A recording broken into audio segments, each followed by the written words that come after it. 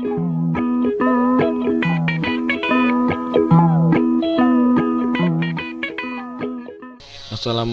warahmatullahi wabarakatuh. Perkenalkan, nama saya Ananda Praswanta. Pada kesempatan kali ini saya akan mencoba menerangkan sedikit tentang fungsi dari adjektif. Fungsi dari adjektif adalah kata yang menerangkan nouns atau kata benda dan pronouns atau kata ganti benda.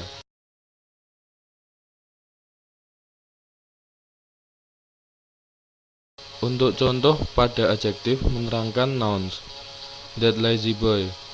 That lazy menerangkan dari kata benda boy. The beautiful girl. The beautiful menerangkan dari kata benda girl. Untuk contoh pada adjektif menerangkan pronoun, the missing one. The missing menerangkan one yang menempati posisi pronoun. They are diligent. Diligent menerangkan they yang menempati posisi pronoun. Adjektif sebagaimana fungsinya sebagai kata yang menerangkan kata benda.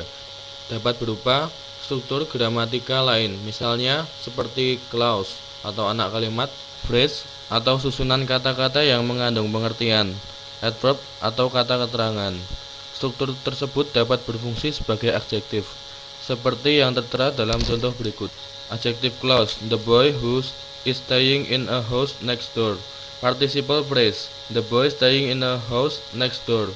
Prepositional phrase, the boy in a house next door.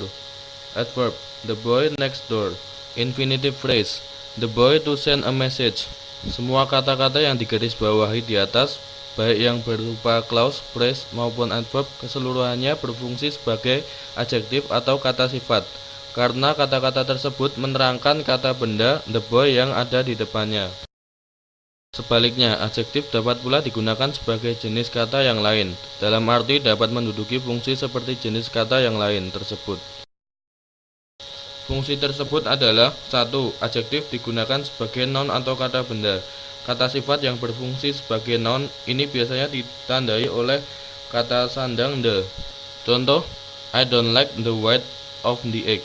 The white berarti the white part of the egg. Everybody admires the interior of that hotel.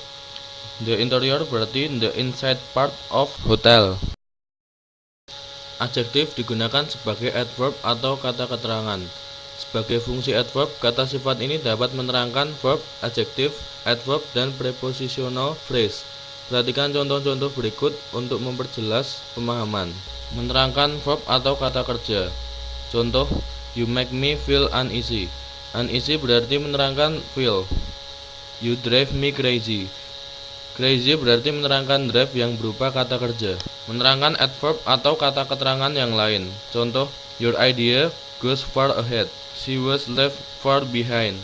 Menerangkan adjektif atau kata sifat yang lain. Contoh, she puts on her dark blue trousers. He is dead drunk. Menerangkan prepositional phrase atau phrase dengan kata depan. Contoh, deep in my heart I still love her. High in the sky the bird fly. Demikian penjelasan yang dapat saya sampaikan, kurang lebihnya mohon maaf. Semoga dapat bermanfaat bagi Anda. Wassalamualaikum warahmatullahi wabarakatuh.